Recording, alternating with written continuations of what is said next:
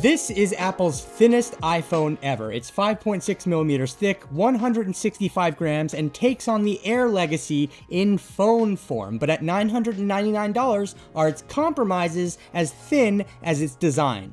Let's talk about it. Holding the iPhone Air is a pretty cool experience. It's one of those things that instantly clicks once you get your hands on it. And I won't bore you with my opinions on the engineering of it, but it's pretty remarkable all around. The frame is grade 5 titanium, and it's not being used as a buzzword this time. It's providing real utility to the structure of this phone. The titanium provides the necessary strength over aluminum at nearly half the weight of stainless steel. And yeah, it's a shiny metal frame, so it'll pick up scratches over time, just like stainless steel does. The backside is home to ceramic shield glass, and up top we have the plateau, which houses a lot of the phone's internals. And of course, this is IP68 dust and water resistant, and the durability has proven itself in tests online, which is pretty cool to see. And outside of that, it's strikingly thin and really durable. I'm pretty happy with this so far. Oh, and in case you're curious, this is the sky blue variant, which very much looks white under a lot of lighting conditions. Okay, so Apple made a thin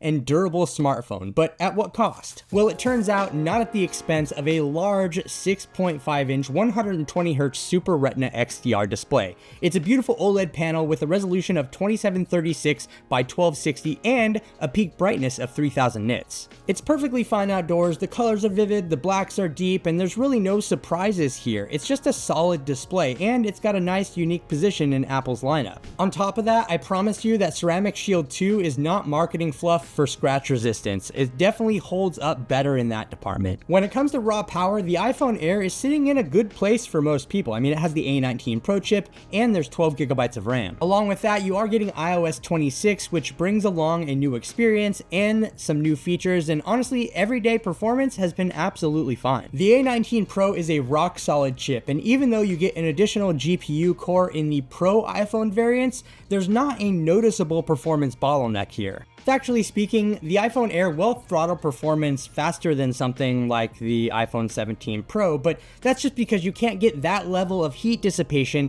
in something this thin, but that doesn't mean that the performance is bad in any way. So with that, I didn't notice a difference in performance in anything I do day to day. The one thing I did notice is that the plateau heats up a little bit when the phone is kind of under pressure, and that's just because all the internals are up there, so it's expected. So we've got little to no compromises in design, performance, and display, but here's where we introduce the biggest compromise: cameras. Or, well, lack thereof. So the iPhone Air packs a single 48 megapixel fusion camera, and I'm not going to fluff this up by telling you how many lenses you have in your pocket, because at the end of the day, one camera sensor and one physical lens will have some limitations. Obviously, if you need a telephoto shot outside of digital zoom or some macro photography, you're going to have to look elsewhere because you won't find that here. So you've got one camera on the back and one camera on the front, but let me tell you, they're both exceptional. Now, having just one camera doesn't mean that the performance is bad or anything. Expect iPhone Air to have similar quality to iPhone 17 because it's got the same sensor. It lacks Apple's Pro model capabilities like raw shots and full 48 megapixel output, but as you can see, the photos here are by no means compromised. Now you could say, well, Apple could have put a second camera in this phone, and while that is true, it would have been at the expense of thickness or battery capacity likely, and this is the choice that was made. So for those that require true additional lenses, you won't find that with the Air. This is one of those areas where we can't really make up the difference. You still have different optical quality focal lengths, but nothing will beat real additional lenses if you need them. Overall though, photo quality here is exactly what you should expect in all lighting conditions. This is a flagship iPhone, and I think it has a fantastic camera. Apple's new 18 megapixel center stage selfie camera is pretty cool because it allows you to take portrait or landscape selfies without actually rotating the phone, which gives you a center eye line, and it just looks nice. The quality is actually much better year over as well, and all iPhones across the board have this selfie camera, so I'm pretty excited to see that. Another cool thing that you can do on the iPhone Air and the iPhone 17 series is dual capture, where I'm recording what's in front of me and I'm recording from the selfie camera, and you can even move the little screen around and it adjusts in real time. It's pretty cool. But at the end of the day, there's no sugarcoating it. iPhone Air has a great camera, but it only has a single great camera, and that's going to be a limitation for some people. One of the biggest concerns with iPhone Air has to be battery life. It's expected that a thinner phone equals less battery capacity, and on all fronts, that holds true. The iPhone Air has a 3,149 milliamp hour battery inside. And you know what? It really didn't help that Apple released a dedicated battery pack alongside this phone.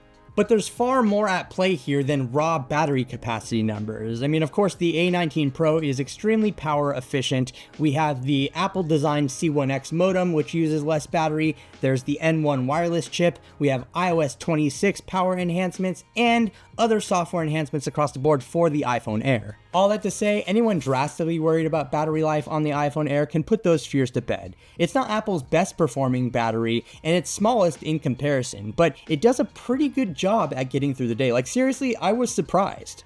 And when you need it, you can get 50% charge in 30 minutes, or you can use the 20-watt MagSafe wireless charging as well. Now, personally, I'm a heavy user, and quite frankly, I'm irresponsible with my battery usage. Like, I have my display brightness up high and never set to auto. I keep my display lock timeout set to 5 minutes. I do a lot of things to hinder the battery life here. So I'm likely not the target demographic for this phone, but all that said, I found the battery life to be pretty fair. Like, it's not pro level, but it's still very, very usable. At $999, iPhone Air is a great phone overall with very few compromises for most people, but its price would suggest that it competes with the Pro model iPhones when in reality, it's more aligned with the $799 iPhone 17, but in no way is that a bad thing. You're paying for Apple's thinnest iPhone ever, and I think they've done a pretty good job at minimizing the compromises while maximizing the appeal. And when you zoom out, the whole thing with the battery feels intentional. Apple released a thin phone and a battery pack for it at the same time.